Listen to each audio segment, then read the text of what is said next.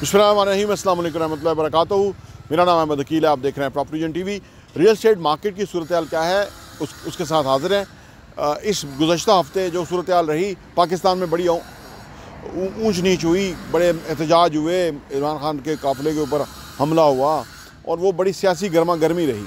और उसके ऊपर अभी जो मोहम्मद बिन सलमान है, MBS, वो भी आ रहा है सऊदी अरब से और वो आके कोई तस्फिया कराने की कोशिश करेंगे। कहा यह जा रहा है कि ये मामला जिस नहज पे चला गया है वो आके बीच में इन सारी चीज़ों को सेटल करेंगे दोनों तीनों फ़रीक़ों के साथ, यानी हुकूमत, इमरान खान और इस्टेब्लिशमेंट।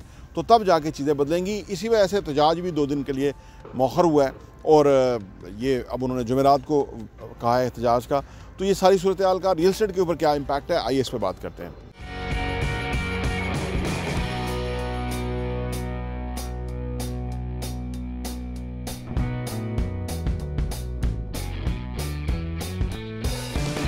Welcome back.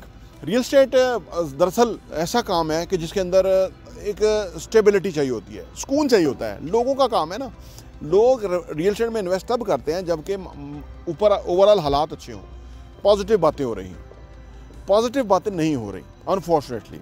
और बड़ी पिछला हफ्ता तो बड़ा ही वर्स्ट रहा कि जो ये मामला हुआ जिसके ऊपर सियासत बहुत गर्म हो गई और अब कहा जा रहा है कि MBS जो है वो शहज़ादा सलमान, वो मोहम्मद बिन सलमान, वो आ रहे हैं पाकिस्तान और आके वो मामले को सेटल करेंगे और उस वजह से एक किसी नहज पहुँचा। कहा यह जा रहा है कि मार्च तक इलेक्शन अनाउंस हो जाएंगे और सारे लोग जो है वो उसकी तैयारी करना शुरू कर देंगे और कोई केयर टेकर सेटअप आ जाएगा और जो आर्मी चीफ हैं वो मार्च तक उनको एक्सटेंशन मिल जाएगी और मार्च तक वो सारे मामला सेटअप करा के वो रुखसत हो जाएंगे। ये ओवरऑल ये कहा जा रहा है। ये ऐसी एक कंसेंसस वाली बात है जो कि ये है। अब शहज़ादा सलमान आके कितना इम्पैक्ट डालते हैं सूरत हाल से क्या होता है तो उसी से पता लगेगा। लेकिन मार्केट में क्या चल रहा है, मार्केट में क्योंकि ख़रीदार कम हैं और वही ख़रीदार हैं कि जो बिल्कुल जेन्युइन है ना, इन्वेस्टर टाइप के ख़रीदार नहीं हैं।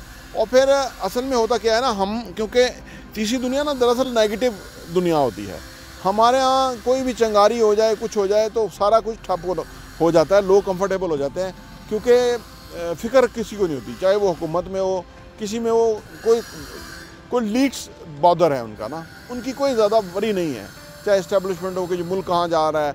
हालांकि ये मामला बग़ैर गोलियां चले, बग़ैर किसी से सेटल हो सकता था, जो कि होना चाहिए, बल्कि आठ आना चाहिए पाकिस्तानियों को कि मामलात इस नहज पे ना पहुँचे। लेकिन बहरहाल वो अनाओं की खातर ये मामला पहुँचा। तो अब रियल एस्टेट की जो सूरत हाल है वो ये है कि आल्दो कि जो कमर्शियल प्लॉट्स हैं वो नीचे नहीं आ रहे, रेजिडेंशियल प्लॉट नीचे हैं, कीमतें उनकी बदस्तूर नीचे आ रही हैं, बल्कि लोग कोशिश कर रहे हैं कि उनकी वो चीज़ें बिक जाएँ, रीज़नेबल पैसों में बिक जाएँ।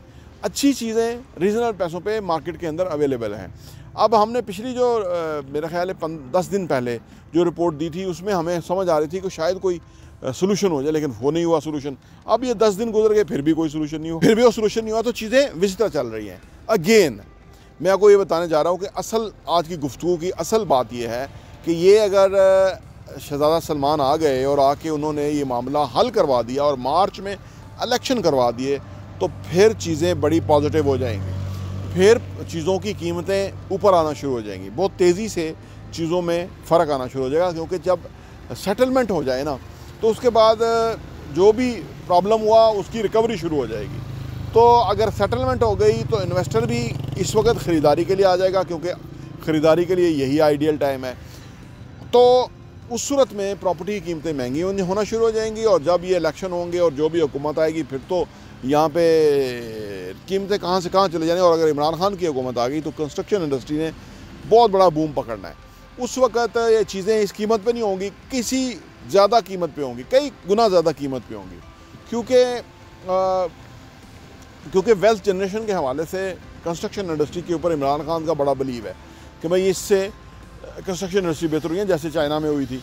चाइना की जो GDP है उसका 30% जो है, उसमें 30% जो हिस्सा है वो रियल एस्टेट का है। पाकिस्तान में तो बहुत थोड़ा है।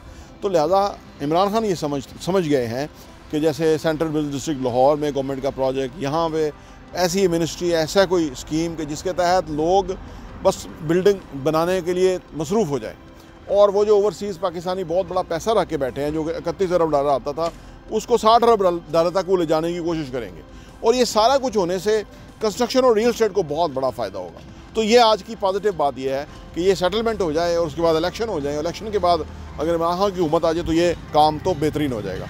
अगर खुदा न खास्ता इमरान खान की हुकूमत ना आई तो फिर कुछ रियल स्टेट कुछ और तरह होगी, क्योंकि ये जो लोग हैं इनकी कोई सोच का अंदाज़ और महवर कुछ और है। इमरान खान की सोच और का जो महवर है वो कंस्ट्रक्शन इंडस्ट्री है। ये हमारे लिए बड़े क्लियर है। प्रॉपर्टी टीवी देखने का बहुत बहुत शुक्रिया।